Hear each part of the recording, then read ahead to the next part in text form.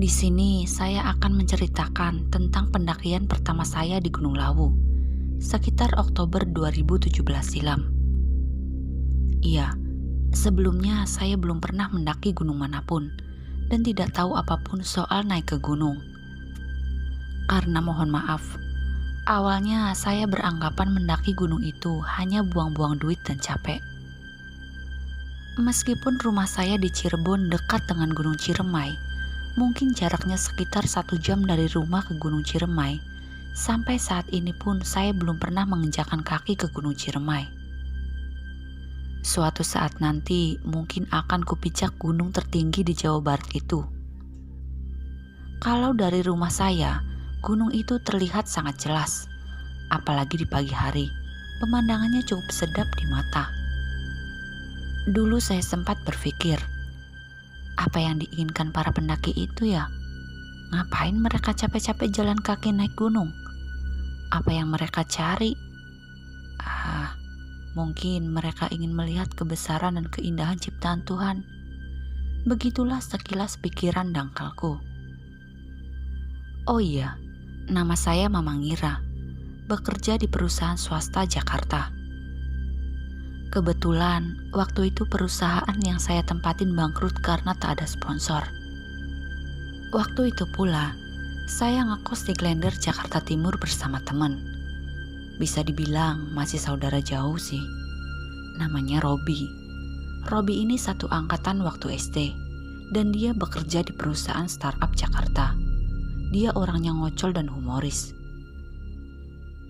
Awalnya, saya biasa kalau malam suka nongkrong di warung kopi di depan kosan milik Bang Komeng.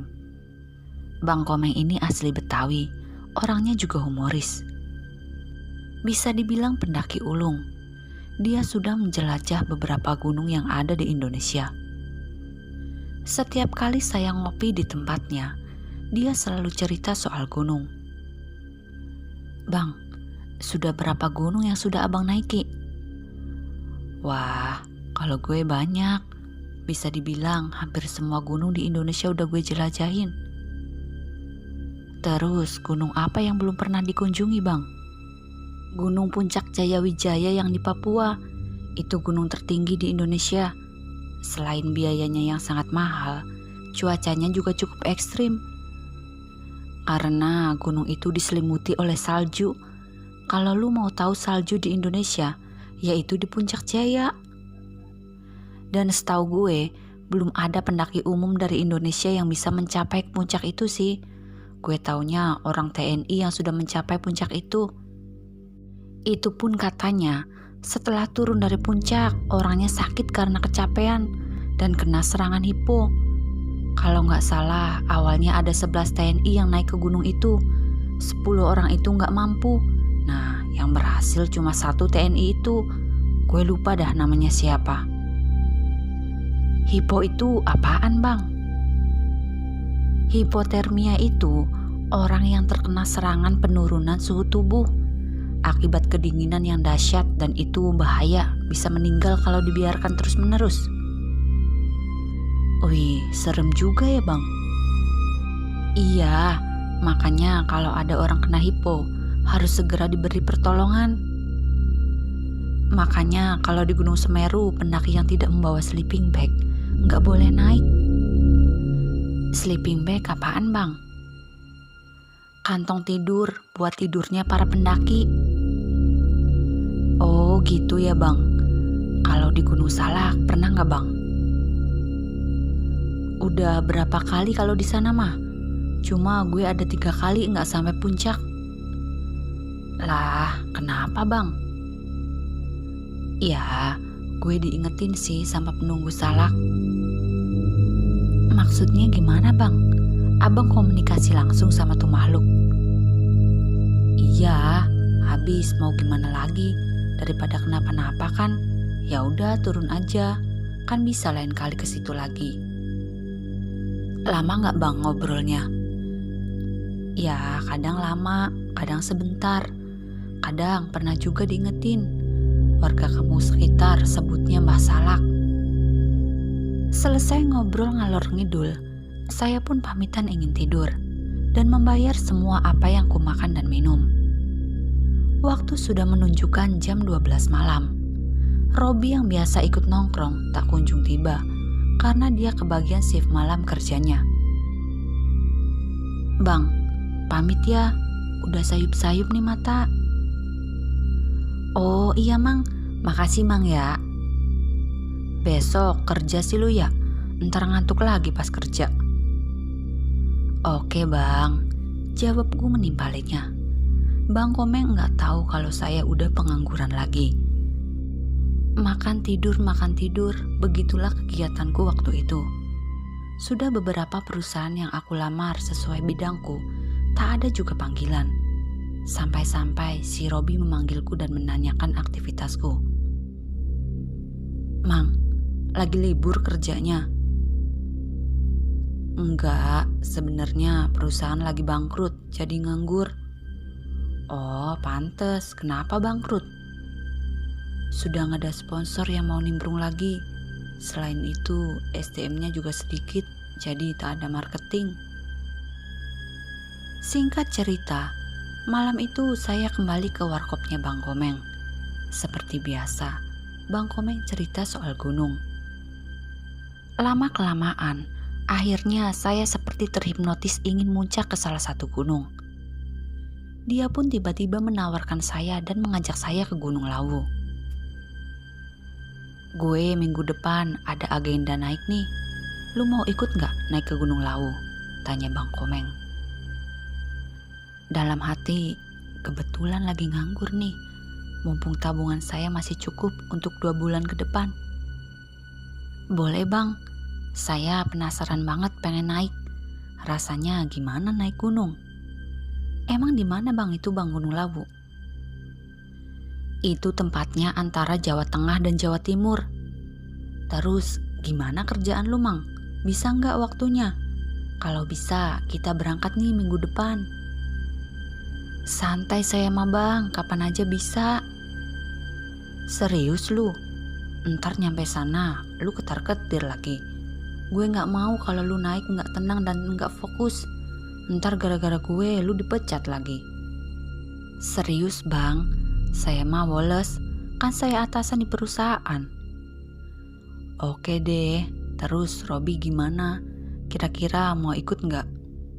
Robi yang masuk shift siang, tiba-tiba dia nongol. Ditanyain langsung deh sama Bang Komeng. "Rob, lu mau ikut naik ke Gunung Lawu nggak?" Robi yang mau pesen minuman pun sempat tertunda.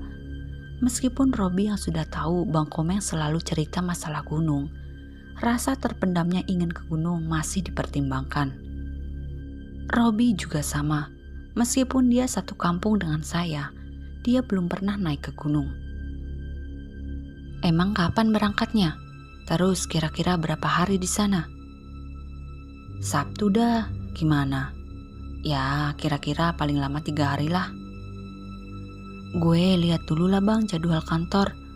Nanti kalau waktunya kurang, saya izin kantor dulu, siapa tahu boleh diizinin."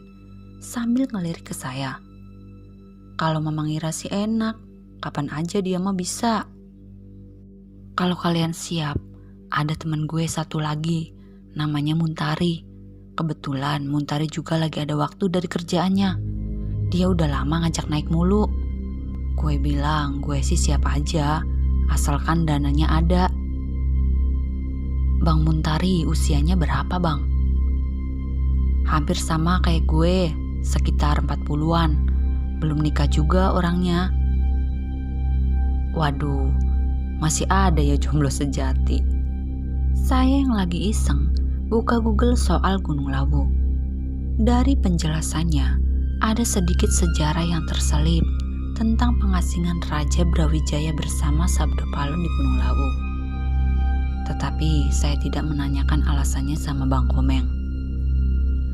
Kemudian, saya menemukan artikel yang menurut saya agak aneh. Secara mitos, di Gunung Lawu dilarang ganjil bila mau ke gunung itu. Saya pun penasaran. "Bang, di sini disebutkan gak boleh ganjil. Maksudnya gimana Bang?" "Memang mitosnya begitu, harus genap. Kalau enggak, bisa jadi ada yang kesasar atau hilang dari rombongan. Makanya kalau Robi ikut, kita pas nih, berempat sama Muntari. Ada juga mitos di situ, nggak boleh pakai baju hijau. Lah, kenapa lagi itu? Ya, gue sih nggak tahu betul alasannya. Katanya sih penunggu di situ ada yang nggak suka sama warna hijau. Pokoknya kita turutin aja deh yang dilarang-larang. Ia pun mengatakan kalau di gunung itu tak boleh berkata sembarangan. Bila tak dijaga, kata dia bisa langsung kejadian dan bernasib naas. Bang Komeng menyarankan kita untuk mencari tahu tentang tata krama di gunung, biar tidak terjadi hal-hal yang tidak diinginkan. Selain itu, dia banyak memberikan wejangan soal sopan santun di gunung. Penjelasan dia membuat saya sedikit mengerti soal alam, bahwa di gunung harus menjaga dan bagaimana melestarikan gunung. Karena menjaga kelestarian di gunung sama saja menghormati ciptaan Tuhan. Pokoknya saya angkat topi deh buat Bang Komeng.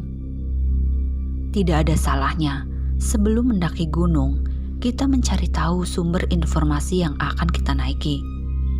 Apalagi di era sekarang sudah canggih. Banyak sumber yang kita gali. Untuk mengetahui seluk-beluk pegunungan, saya pun terus mencari informasi di berbagai sumber, terutama gunung yang akan kunaiki itu.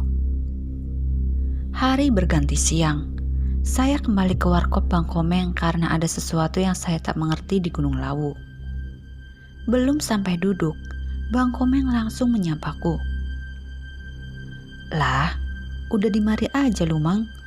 Udah balik kerjanya? Pertanyaan itu membuat saya agak sedikit malu, karena saya belum cerita soal nasib pekerjaanku. Sebenarnya saya udah lama nganggur, Bang. Kenapa emang? Perusahaan bangkrut, Bang. Makanya saya pengen ikut naik gunung. Pantesan kemarin lu bilang santai aja. Ternyata. Jadi lu udah fix nih ya, tinggal Robi doang yang belum pasti. Pesen apa nih? Es apa kopi? Es kopi susu aja, Bang. Gerah di kosan, mana kipas rusak lagi. Kira-kira kalau di perusahaan bisa dapat izin lebih dari 1 hari nggak, Mang? Kayak Robi gitu. Di perusahaan biasanya nggak bisa langsung dapat izin, karena kadang-kadang ada proses juga kalau mau izin. Bisa saja dia izin cuti. Ya, intinya mah izin yang masuk logika lah biar dapat izin. Iya, mudah-mudahan aja Robi dapat izin. Kenapa emang, Bang? Ya enggak sih, cuma buat antisipasi aja. Perjalanan di gunung kan nggak bisa diprediksi. Gue nggak mau Robi kena skors di kantornya. Dia kan Sabtu Minggu libur tuh. Kita berangkat Sabtu siang. Paling nyampe sana pagi. Bang Komeng pun menjelaskan secara rinci waktu perjalanan naik gunung dan rencana balik demi Robi agar tak menjadi masalah di kantornya. Meskipun rencana tersusun dengan matang-matang, terkadang fakta berbeda dari apa yang kita inginkan. Memang ketentuan ada di tangan Allah. Ya paling tidak planning dulu lah ya. Oh iya, Bang, saya kayaknya habis dari Gunung Lawu nggak bisa ikut bareng pulang ke Jakarta. Sontak saja Bang Komeng seperti kaget dengan ucapanku. Loh, kenapa? Kebetulan tanggal sekian hari Sabtu ada reuni akbar alumni saya di Kediri, Bang. Memang sebelum rencana naik gunung, saya sudah memastikan bakal datang ke acara reuni akbar. Sudah lama rasanya memendam rasa kangen bersama teman-teman lama. Ya, kurang lebih sudah 11 tahun tak bertemu. Oh, gue kira apaan? Nggak apa-apa, yang penting kita turunnya bareng-bareng. Jangan ada sampai yang misah dulu. Kalau pulangnya mah, lu mau kemana terserah lu itu mah. Oh iya, Bang, semalam saya baca artikel soal Gunung Lawu. Katanya kalau kita mendaki terus diikutin sama burung jalak, kita bisa selamat sampai tujuan masing-masing. Memang itu mitos sih, Kalau kita kedatangan burung jalak, itu pertanda baik. Artinya dia menerima kedatangan kita. Gue juga sering dengar, kalau ada pendaki tersesat di gunung itu, terus diikutin burung jalak. Nah, burung jalak itu seperti ngasih petunjuk jalan gitu. Ada juga yang katanya kalau kita ketemu kupu-kupu, itu pertanda baik juga. Balik lagi soal burung jalak. Kata warga sekitar, burung jalak itu sebutan dari Kiai Jalak. Kiai Jalak ini patinya Raja Brawijaya yang ikut di Gunung Lawu.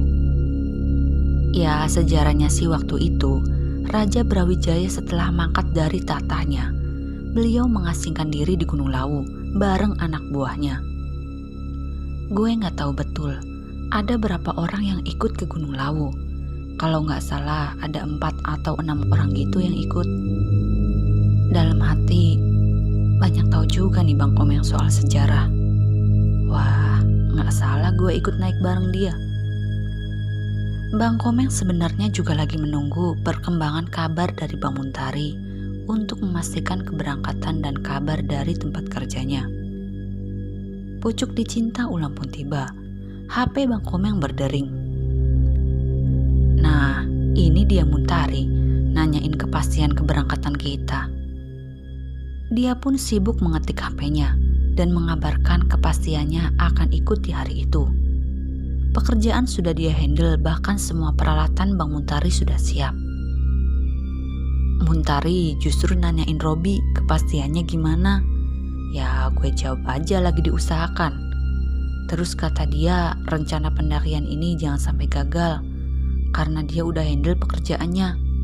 Ya gue jawab aja, kalau Robi gak bisa ikut, gue pastikan tetap naik. Terus saya gimana Bang kalau Robi gak bisa ikut? Katanya harus genap di gunung itu. Ya mau gimana lagi, daripada kenapa-napa. Ya udah deh Bang, kalau dia gak bisa ikut, kita berangkat bareng aja. Abang ke gunung, saya bablas ke Kediri. Bang Komeng yang mendengar jawaban saya, seakan ada rasa iba bila saya tidak ikut.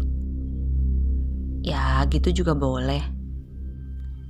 Singkat cerita, beberapa hari kemudian, akhirnya Robi mendapatkan izin dari perusahaan. Tapi sayangnya ia hanya mendapat izin 1 hari. Syukurlah ya, daripada nggak boleh sama sekali. Jadi secara rencana, Senin malam mereka harus sudah balik lagi ke Jakarta. Kita bertiga pun berembuk soal barang-barang dan peralatan apa saja yang akan kita bawa. Sayangnya, saya dan Robi tak punya tas carrier. Maklum, belum pernah mendaki. Tapi Robi membeli sepatu gunung. Bang Komeng pun menyarankan kita untuk meminjam tas carrier, matras, dan sleeping bag sama Bang Agoy. Bang Agoy yang punya bengkel motor, lokasinya samping warkop Bang Komeng ini, juga sering naik ke gunung. Besoknya, kami membeli makanan seperlunya, karena masalah peralatan Bang Komeng yang handle. Hari yang ditunggu-tunggu pun tiba. Keberangkatan kita dari Klender dimulai pukul 12 siang. Saya yang sedari pagi sudah packing-packing peralatan dan bawaan. Si Robi belum ngapa-ngapain. Padahal barang bawaannya lebih banyak dibanding saya. Karena dia bawa tas carrier dan matras. Belum juga masukin motor ke kosan. Rob, siap-siap lah. Nanti kalau Bang Muntari datang, kita tinggal berangkat. Santai aja sih, zuhur aja belum.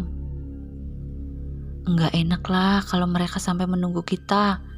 Ini motor kita aja belum dimasukin ke kosan. Masa iya dibiarin di luar selama kita pergi? Bener kan?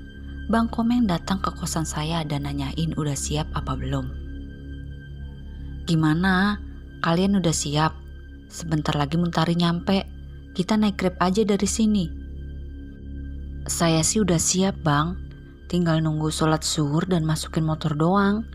Tapi ini Robi belum beres-beres. Ampun dah Rob, lu ngapain aja jam segini belum ngapa-ngapain? Udah cepet sono lu mandi dulu.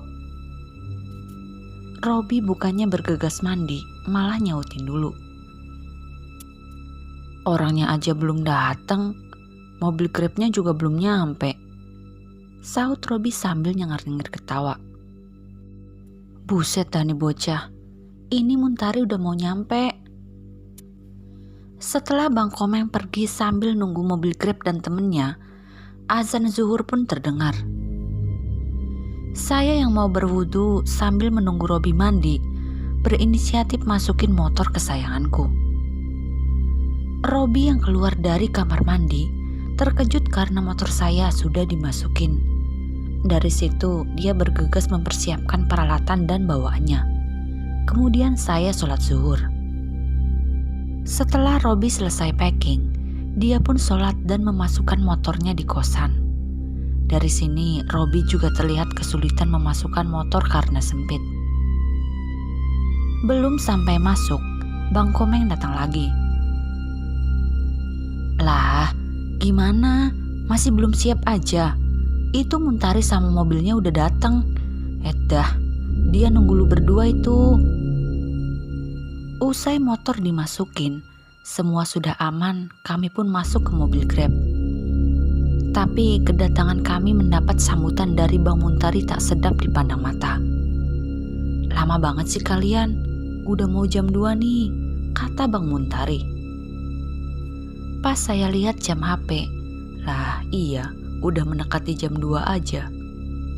Berarti Robi packing cukup lama juga. Kami pun berangkat dari Klender menuju Terminal Pulau Gebang, Jakarta Timur. Di dalam mobil, saya dan Robi agak canggung karena perilaku kami yang membuat Bang Muntari kesal. Untuk membuyarkan suasana, saya pun memperkenalkan diri. Saya bertanya asal-usulnya dan seberapa sering dia naik gunung. Rupanya dia tak mau kalah dengan Bang Komeng. Dia juga sering naik gunung bersama Bang Komeng. Mobil sudah tiba di Terminal Pulau Gebang. Kami pun membeli tiket menuju Terminal Solo. Saya pun bertanya kepada Bang Komeng, kenapa turunnya di Solo? Kenapa nggak turun di Magetan aja, Bang? Nggak ada mobil bus yang jurusan Magetan. Yang jurusan Karanganyar juga udah habis. Kalau dari Solo pemandangannya lebih bagus, ntar lu lihat deh. Apesnya, mobil yang kami pesan tak kunjung datang. Jam sudah menunjukkan pukul 4 sore, tapi bus yang dituju belum datang juga. Kami sholat asar secara bergantian. Usai sholat, kami bercanda dan ngopi sambil menunggu bus. Jam sudah menunjukkan pukul 5 sore lebih. Bus yang kami tunggu akhirnya datang juga. Semua berkemas dan masuk ke mobil bus. Saya lupa nama busnya. Cukup nyaman, ber-AC tapi tak ada toilet. Sayang, kami tak diberi kesempatan melihat indahnya perjalanan dari Jakarta menuju Solo. Sebab selama perjalanan terlihat gelap karena malam hari. Akhirnya saya tidur selama perjalanan itu. Entah mereka tidur atau enggak. Ketika waktu sudah menunjukkan pukul 3 pagi, tiba-tiba saja saya dibangunkan oleh Bang Muntari. Saya pun terbangun. Ada apa, Bang? Hayo turun, kita sudah sampai di Terminal Tawangmangu. Kami pun turun bergantian. Setelah semua sudah turun, kami berfoto dan bercanda tawa sambil menunggu bus kecil, kalau tidak salah, jurusan Karanganyar Magetan. Mobil ini melewati Cemoro Sewu. Mobil akhirnya datang pukul 4 pagi. Kami pun menaiki bus mini itu. Selama perjalanan saya tertidur. Tiba-tiba saja saya dibangunkan sama Bang Komeng. Subhanallah, nikmat mana lagi yang kau dustakan? Cukup lama aku melihat indahnya ciptaan Tuhan. Jam berapa, Bang? Jam 5:30. Bentar lagi kita nyampe di Cemoro Sewu. Nah, jalur ini bagus untuk pemula. Sebelum masuk, kita sarapan dulu di warung. Setelah itu, kalau ada yang mau mandi, mandi dulu dah. Gimana mau mandi, Bang? Ini aja udah dingin banget. Ada-ada aja nih, kata si Robi. Iya nih, dingin banget. Ya itu sih kalau kalian pada mau. Barangkali pada kuat kan nahan dinginnya. Bus yang kita tumpangin pun turun di Cemoro Sewu. Sampailah kami di depan pintu masuk Gapura Cemoro Sewu. Sebelum pintu masuk itu, kami singgah di warung makan. Kami semua memesan nasi dengan lauk yang beragam. Di warung makan itu, ada yang menarik perhatian dari pandangan mataku. Iya, dia perempuan muda nan jelita. Lesung pipinya begitu manis. Pikirku ini kayaknya anaknya yang punya warung itu. Lama aku memandangnya hingga berdiri di depan dapurnya. Sampai-sampai saya dibuat kaget oleh Bang Komeng. "Woi, Mang, ngapain lu berdiri di situ?" "Dah." Bang Muntari berbisik sama Bang Komeng. "Dia lagi liatin anaknya Simbo yang punya warung ini, Meng." Sambil nyengir gigi ompongnya kelihatan. Tidak ketinggalan, Robi yang doyan bercanda pun meledek Bang Muntari. "Bang Muntari kalau lagi nyengir ganteng ya." "Duduk lu, Mang. Buset dah, lu niat muncak apa nyari cewek nih?" "Ya awalnya sih niat banget muncak, Bang. Berhubung ada yang sedap dipandang, menyelam sambil minum air boleh kali, Bang." "Nanti kembung perut lu kalau menyelam sambil minum air." Dia nyengir lagi. "Udah ah, gimana nih? Lu mau pada mandi dulu nggak?" "Saya enggak deh, Bang. Dingin banget ini. Kalau ada air hangat mah sih oke-oke aja." "Kalian berdua gimana?" tanya Bang Komeng. "Sama, saya juga enggak," ucap Robi dan Bang Muntari ikut menimpalinya. "Oke, kalau gitu kita langsung masuk ya setelah makan." Semua mengangguk bersamaan. "Sebelum masuk, kalian beli air mineral. Masing-masing bawa 2 botol gede." Kami pun selesai makan. Belum sempat saya mengajak berkenalan dengan gadis manis itu, kami semua dimintai fotokopi KTP sama Bang Komeng. Akhirnya, kami bersiap-siap dan membeli air mineral. Setelah itu Bang Komeng simaksi. Usai simaksi, kami semua berkumpul dan di briefing. Kali ini Bang Komeng serius memberikan perintah kepada kami. "Sebelum masuk, gue minta lu semua jaga sikap dan omongan. Ini di gunung, bukan lingkungan kalian. Kalau ada apa-apa, bilang langsung sama gue atau Muntari ya. Jangan sungkan-sungkan. Oke, kita berdoa. Al-Fatihah." Di sini leadernya Bang Komeng dan Bang Muntari jadi sweeper. Usai membaca doa, masuklah kami melalui pintu Gapura Cemoro Sewu. Belum jauh berjalan dari Gapura, saya melihat ada kupu-kupu yang tidak jauh sedang mengitari kami. Saya pun langsung bicara sama Bang Komeng. "Bang, kita ditemuin kupu-kupu nih, Bang." "Alhamdulillah, semoga pertanda baik." Kami terus melanjutkan perjalanan. Singkat cerita, cuaca sudah semakin siang dan terik matahari mulai panas. Walaupun panas, tapi udara di pegunungan ini sangat sejuk. Sudah 1 jam perjalanan, kami berhenti beristirahat. Kami berjalan sambil menikmati indahnya alam di pegunungan. Bang Komeng membuka tas karirnya, dan kita membuat kopi serta ngerokok dulu. Saya pun membuka sebatang rokok kretek. Ya, bagiku rokok kretek lebih nikmat jika berada di pegunungan. Sedang asik-asiknya ngopi, saya kebelet pipis. Saya bingung, di mana air kencing ini akan kubuang karena gak ada toilet. Biarpun seperti anak kecil yang masih butuh bimbingan orang tua, paling tidak kita bertanya agar tidak tersesat di tengah jalan. Akhirnya saya tanya sama Bang Komeng, "Bang, pengen kencing ini di mana ya?" "Oh, bentar." Agak lama dia menengok kanan kiri. Akhirnya dia menunjukkan ke arah semak-semak. "Di situ aja tuh, lu izin dulu sambil ngomong. Paham kan?" kata Bang Komeng. Iya bang. Saya pun berdiri sesuai tempat yang ditunjukkan Bang Komeng. Namun tiba-tiba dia melihat bayangan putih di depanku yang bentuknya seperti manusia. Tapi Bang Komeng tak menceritakan kepada kami. Dia cerita setelah turun dari gunung. Bang Komeng pun langsung bilang kepada saya, "Mang, jangan di situ, lu minggir dikit lagi." Saya pun bergeser sekitar 10 meter. Sebelum buka resleting, saya pun izin permisi dan berdoa dalam hati. Di siang bolong, lagi enak-enaknya kencing, ada suara. Saya lihat ke bawah tak ada apa-apa. Kemudian saya memandang ke atas yang penuh pohon rindang. Namun juga tak ada apapun. Akhirnya setelah selesai kencing, saya bertanya sama Bang Komeng. "Bang, tadi saya dengar ada suara."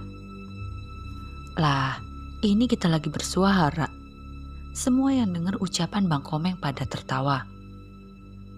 "Serius ini bang? Lu lihat enggak wujudnya?" "Enggak bang." "Ya udah, insya Allah enggak apa-apa, berdoa aja. Mudah-mudahan tak terjadi apa-apa ke depannya." Kemudian kami melanjutkan perjalanan sampai di pos 1. Cukup lumayan juga perjalanan dari gerbang Cemorosewu ke pos 1 dengan memakan waktu kurang lebih 1,5 jam. Di pos 1 ini kami kembali beristirahat. 5 menit kemudian jalan lagi. Di tengah perjalanan dari pos 1 menuju pos 2, Robi mulai ngos-ngosan. Kulihat nafasnya mulai tak beraturan. Meskipun dia tidak merokok, Robi sebenarnya ada penyakit asma. Tapi Bang Komeng dan Bang Muntari tidak tahu kalau dia punya penyakit sesak nafas itu. "Break," ucap Robi kepada kami. "Kenapa Rob?" tanya Bang Muntari. "Istirahat dulu bang." Bang Komeng yang melihat gelagat nafasnya Robi jadi bertanya, "Kenapa Rob? Nafas lu tak beraturan begitu?"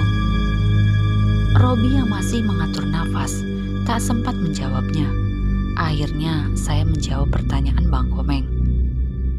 "Robi punya asma bang." "Ya udah, kita break semua. Tunggu dia normal lagi. Pelan-pelan aja Rob, gak usah dipaksakan. Kalau lu ngerasa capek atau mulai ngos-ngosan lagi, kita break lagi. Bawa santai aja." Di sini saya lihat Bang Muntari mulai sedikit ngeluh. "Punya asma, kenapa ikut sih?" keluh Bang Muntari. "Waktu di Jakarta dan selama perjalanan dari Jakarta sampai sini, dia normal kok bang. Tapi gak tahu dia tiba-tiba begini. Udah, mulai sekarang kita jalannya santai aja. Kita ganti posisi, lu di depan sama Mama Ngira, gue kawal Robi di belakang." "Oke Meng." Sambil nunggu Robi normal, kami istirahat selama 10 menit. Usai normal, kami berjalan lagi. Setiap 5 menit sekali, kita sering break karena Robi ngos-ngosan lagi. Kadang saya dan Bang Muntari membakar sebatang rokok. Kami berjalan lagi. Saat perjalanan itu, kulihat Bang Muntari masih merokok sambil jalan. Kuat banget nih orang. Kalau dilihat dari badan sampai kaki, Bang Muntari seperti olahragawan. Pantesan jalannya cepet banget. "Bang, abang tiap pagi jogging ya?" "Enggak, kata siapa?" "Abang kuat banget ngerokok sambil jalan. Terus kalau jalan cepet banget lagi. Bang Muntari atlet." "Enggak lah, masa gigi kayak gue jadi atlet? Gue ini pekerja berat. Bahkan kalau lagi kerja, gue sambil ngerokok." "Emang kerjanya apaan bang?" "Gue cuma kuli bangunan." Waktu menunjukkan pukul 4 sore. Sampailah kami di pos 2. Kami semua istirahat di gubuk. Baru saja kami singgah, hujan tiba-tiba mengguyur kami. Sebagian celana jeansku basah. Saya pun merasakan lelahnya perjalanan.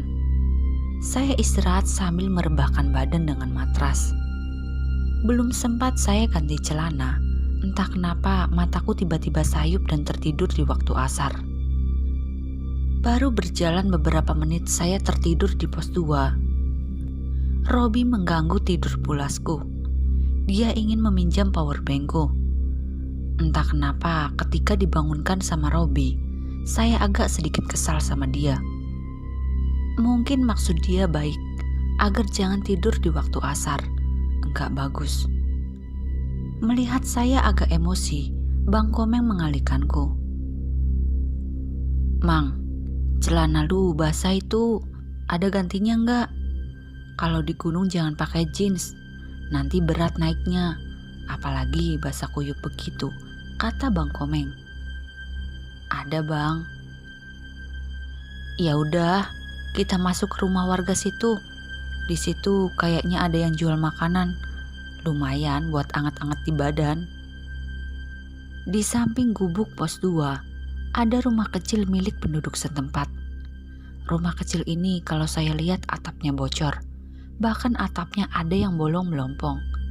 Jadi kalau ada hujan dan sinar matahari, tentu masuk di dalamnya. Meski begitu, cukup nyaman dibuat istirahat untuk para pendaki. Sebab selain berteduh, si pemilik rumah itu juga menjual teh dan kopi panas. Tapi sayang, dia tidak menyediakan nasi, hanya gorengan yang dibuat. Tapi lumayanlah buat anget-anget. Ketika kami masuk, tak disangka rupanya banyak juga pendaki yang singgah di gubuk kecil itu. Kulihat apakah kami masih kebagian tempat. Ternyata kedatangan kami disambut baik sama pendaki lain. "Silakan masuk mas, masih ada tempat di pojok mas," kata pendaki itu. Tak lama kemudian, si pemilik warung juga mempersilahkan kami untuk masuk. "Silakan masuk le, ndak apa-apa, jangan sungkan-sungkan," kata pemilik warung. "Matur suwun pak." "Enggak apa-apa nih pak, kita masuk. Ada yang masih basah kuyup ini," kata Bang Komeng. "Ndak apa-apa le, rumah kami kan cuma begini adanya. Toh bawahnya juga bukan keramik, cuma tanah liat aja." "Enggak apa-apa pak, justru kita makasih banyak ini pak." "Iya le." Kami pun masuk. Di saat ada waktu senggang, saya ganti celana dengan celana bahan. Kemudian saya memesan kopi. Sementara yang lain pada pesen teh hangat. Iya, kami pun menikmati hidangan di dalam gubuk terpencil itu, sambil berkenalan dan mengobrol dengan pendaki lain. Kulihat Bang Muntari sedang mengobrol dengan Robi terkait asmanya. Entah kenapa ketika saya melihat Robi, rasanya saya benci. Saya pun berpikir, kok bisa begini? Apa jangan-jangan karena dia membangunkanku? Masa cuma masalah sepele itu doang saya bisa benci? Untuk menghilangkan rasa negatif itu, saya pun beralih ke tempat yang lain. Saya ikut nimbrung dengan para pendaki lain dan bercerita ngalor ngidul. Di tengah-tengah percakapan, saya melihat Robi. Lagi-lagi perasaan itu sama. Hujan deras pun turun lagi. Karena atapnya bolong, saya jadi bergeser ke kanan dan ke kiri. Cukup lama kami bercakap-cakap. Waktu sudah menunjukkan pukul 10 malam. Kami pun sudahi obrolannya dan bergegas untuk merebahkan tubuh masing-masing. Seperti biasa, penyakit insomniaku mulai kambuh. Meskipun tak ada sinyal, saya bermain HP sambil mendengar rintiknya hujan. Tak sadar saya bermain HP, waktu sudah berjalan 2 jam. Tiba-tiba ada pendaki perempuan membangunkan temannya yang sedang tidur. Rupanya ada juga yang belum tidur. Si perempuan itu meminta temannya untuk mengantarkan buang air kecil. Berjalanlah mereka sambil membawa jaket ditemani oleh hujan rintik-rintik. Selang beberapa menit, mereka kembali. Kedatangan mereka telah membangunkan satu temannya lagi. "Loh, habis dari mana kalian? Kok bajunya pada basah semua?" "Habis buang air kecil, kebelet banget. Tadi ada suara macan, pas dilihat nggak ada, terus kami langsung pergi aja." "Masa? Di mana?" "Di semak-semak sana, agak jauh dikit." Merinding saya, Mas. Saya yang mendengar ucapan mereka, HP tak matikan, langsung tutup sarung dengan posisi meringkel. Hari pun berganti pagi. Tiba-tiba Bang Komeng hilang. Saya pun terkejut dan mencarinya.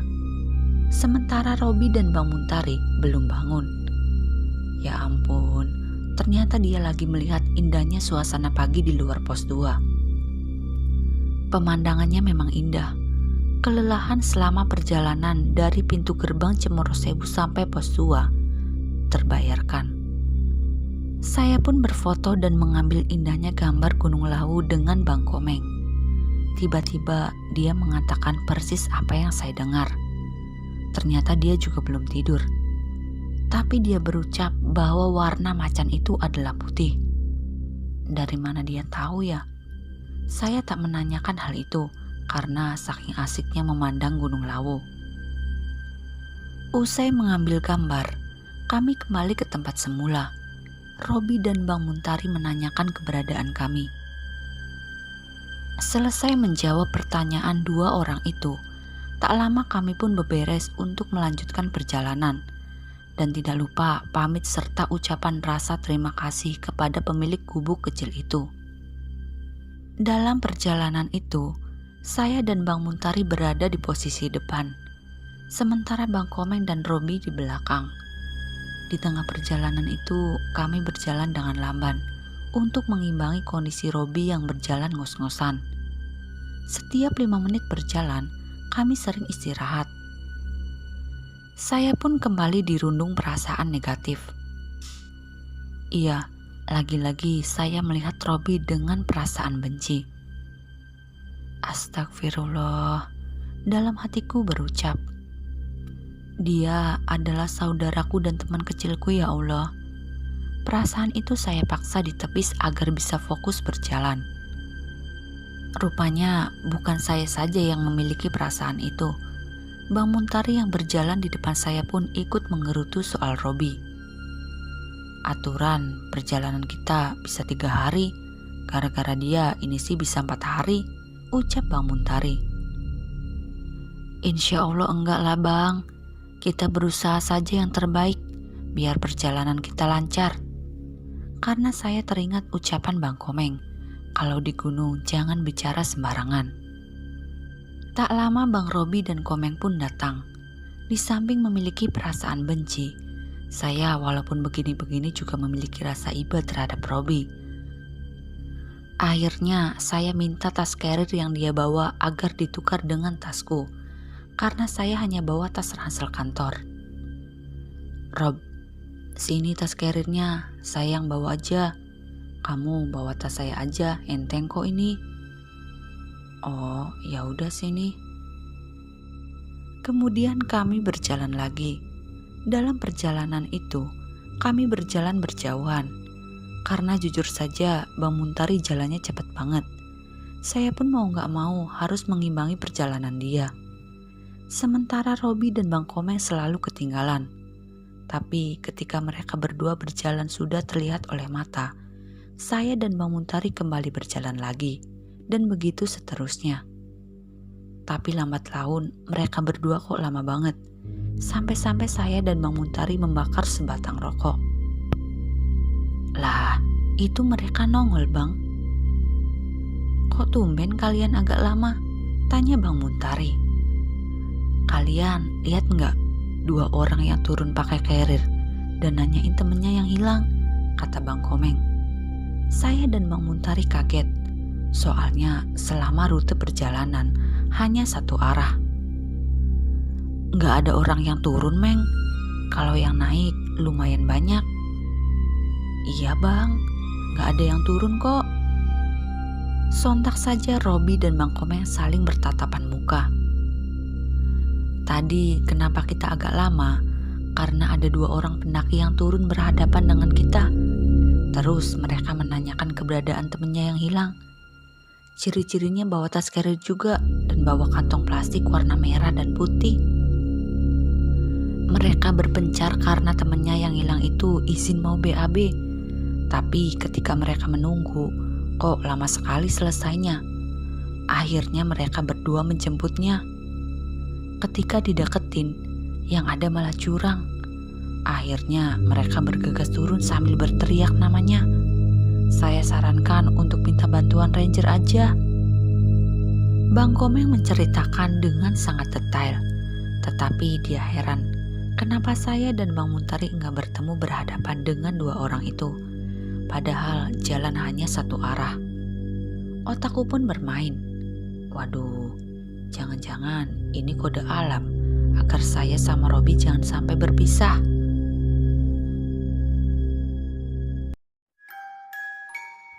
Jika kalian ingin berbagi cerita kepada kami, silahkan DM ke Instagram atau email kami yang ada di kolom deskripsi. Sekian dan terima kasih. Salam dari kami, keluarga pendaki.